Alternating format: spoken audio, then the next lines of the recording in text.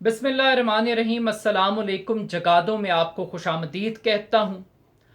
हुकूमत शहबाज शरीफ की हो या इमरान खान की, हर दौर में महंगाई की एक ही जैसी वजूहात बयान की जाती हैं।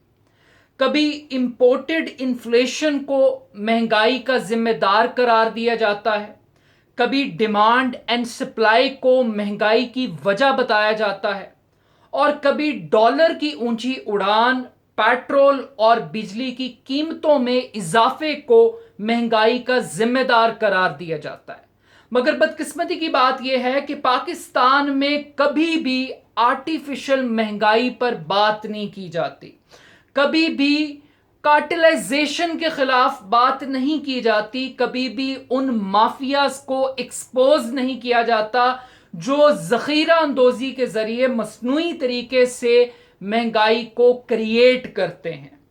और ये माफिया सिर्फ एक शोबे तक महदूद नहीं है। ये कभी आपको चीनी माफिया की सूरत में नजर आते हैं, कभी आटा माफिया की सूरत में नजर आते हैं, कभी ये पेट्रोल माफिया की सूरत में नजर आते हैं। हालिया दिनों में एक नया माफिया मंजरेआम पर आया है। इस माफिया को हम माजी में भी अद्वियात माफिया के नाम से जानते हैं। इस वक्त पाकिस्तान में पैनाडोल की गोली वो नायाब हो चुकी है और मार्केट के अंदर दस्तयाब नहीं है। ये पाकिस्तान के अंदर मीडिया रिपोर्ट्स बता रही हैं। मीडिया रिपोर्ट्स के मुताबिक इस वक्त मार्केट में पैनाडोल की वो गोली जो 3 से 4 रुपए के अंदर दस्तयाब थी, अब वो एक गोली 10 रुपए में दस्तयाब है, और 10 रुपए में भी वो आसानी से दस्तयाब नहीं है, यानी कि ब्लैक में फरोख्त हो रही है। अब हैरानगी की बात यह है कि आखिर पैनाडोल क्यों नहीं मिल रही। रिपोर्ट्स ये बता रही हैं कि हुकूमत पाकिस्तान को दरख्वास्त की गई कि 10 अद्वियात की कीमतों को बढ़ा दें। हुकूमत ने दरख्वास्त को कबूल नहीं किया, जिसके रिएक्शन के अंदर पैनाडोल बनाने वाली एक मल्टीनेशनल कंपनी ने अपनी प्रोडक्शन को पहले कम किया और फिर रोक दिया। अब कम करने से और रोकने से मार्केट के ऊपर क्या असरात मुरत्तब हुए, एक ऐसे टाइम में जब पाकिस्तान के अंदर डेंगू का मसला सर उठा रहा है और आधा पाकिस्तान सैलाब में डूबा हुआ है, तो पैनाडोल दस्तयाब नहीं है और एक शॉर्टेज के लिए एक क्राइसिस आइडियल तौर पे क्रिएट कर दिया गया है। अब इस क्राइसिस के नतीजे में पैनाडोल की 100 गोलियों का पत्ता, 100 गोलियों का जो पैकेट था, जिसकी कीमत आज से चंद हफ्ते पहले 350 रुपए थी, आज वही पैनाडोल का 100 गोलियों का पत्ता पहले 500 रुपए तक पहुंचा, फिर 500 से जंप करके 700 रुपए तक पहुंचा, और आज की अगर बात की जाए तो 100 गोलियों का पैकेट पैनाडोल का 1000 रुपए में दस्तयाब है।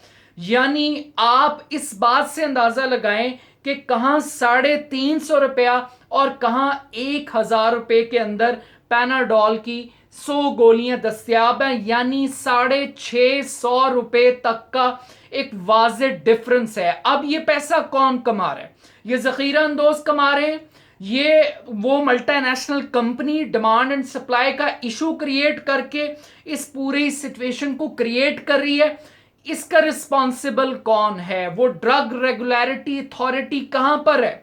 मसनूई तौर पर एक दो छापे भी मारे गए हैं, कुछ मेडिसिन भी बरामद की गई है, लेकिन ये सिर्फ पब्लिक कंजम्पशन के लिए है।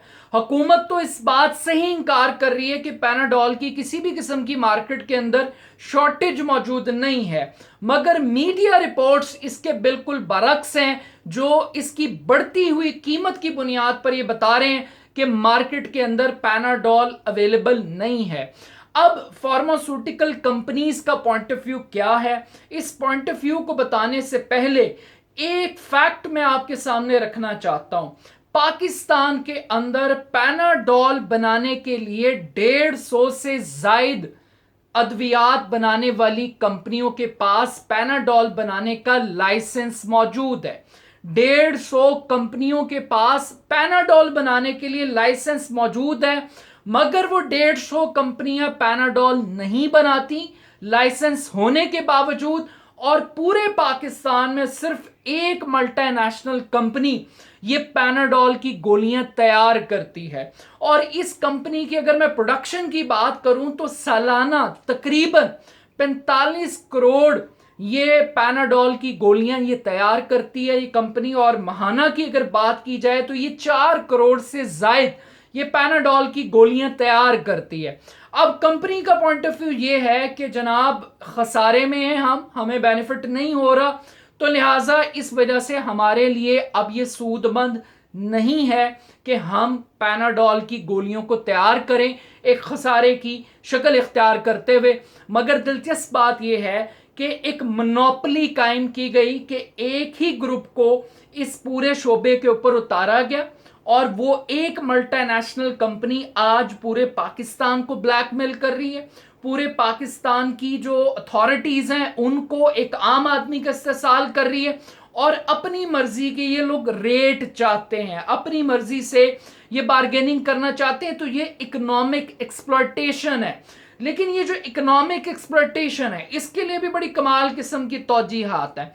पहली तौजी डिमांड एंड सप्लाई, डेंगू आ गया जी, बड़ा मसला बन गया है, बहुत सारे लोग बुखार का शिकार हो रहे हैं।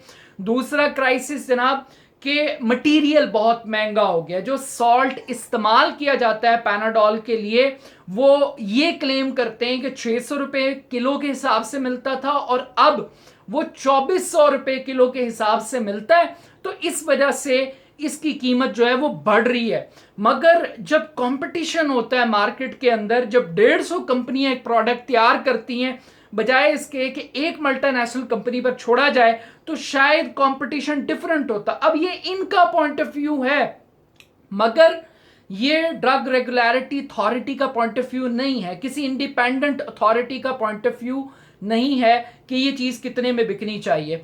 अब जब ये पूरी कहानी चल रही थी, हुकूमत इस अद्वियात साजी की जो नई कीमतें हैं मेडिसिन की उसको मुस्तरद कर रही थी, तो दूसरी जानिब अद्वियात साजों का जो कंपनी है मेडिसिन की, उनका एक डेलीगेशन लंदन में नवाज शरीफ साहब से मुलाकात कर रहा था और नवाज शरीफ साहब ने उनसे कहा कि आप तहरीरी तौर पे हमें तजावीज़ दें, मरियम नवाज को दें, इसहाक डार को दें। और ये भी एक अखबार के अंदर रिपोर्ट किया गया है कि अब जो पैनाडोल की कीमत है या जो मेडिसिन की कीमतें हैं वो नवाज शरीफ साहब की रजामंदी के साथ मशरूत हैं। यानी एक डिसक्वालीफाइड आदमी, एक नाहल शख्स, एक करप्ट आदमी जिसके ऊपर करप्शन का इल्जाम आता है, वो लंदन से बैठ के पाकिस्तान के अंदर ये तय करेगा कि कौन सी कंपनी कितना मुनाफा कमाएगी और कौन सी मेडिसिन कितने रुपए में बिकेगी। ये ड्रग रेगुलेटरी अथॉरिटी नहीं करेगी, ये नवाज शरीफ करेगा फैसला, ये मरियम नवाज करेगी फैसला। और वो क्या फैसला करेंगे ये फिर आपको भी पता और हमें भी पता है। लेकिन इससे बढ़ के एक और चीज के ड्रग रेगुलेटरी अथॉरिटी का एक नुमाइंदा बाकायदा तौर पे लंदन में मौजूद था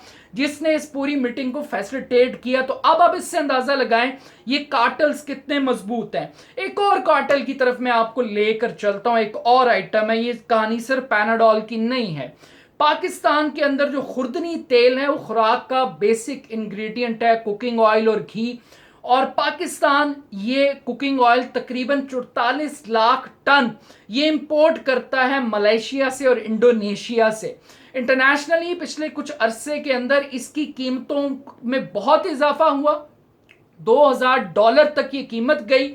और पाकिस्तान के अंदर वो कुकिंग ऑयल जो ए कैटेगरी का था वो 170 रुपए का फरोख्त हो रहा था।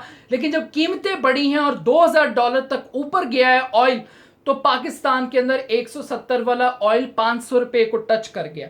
मगर जब इंटरनेशनली ये प्राइसेस $1000 से भी नीचे आ चुकी हैं, $1200 का गैप आ गया, 50% से ज्यादा का गैप आ गया, तो ये गैप एक आम पाकिस्तानी को ट्रांसफर नहीं हो रहा, ये कमी एक आम पाकिस्तानी को नसीब नहीं हो रही।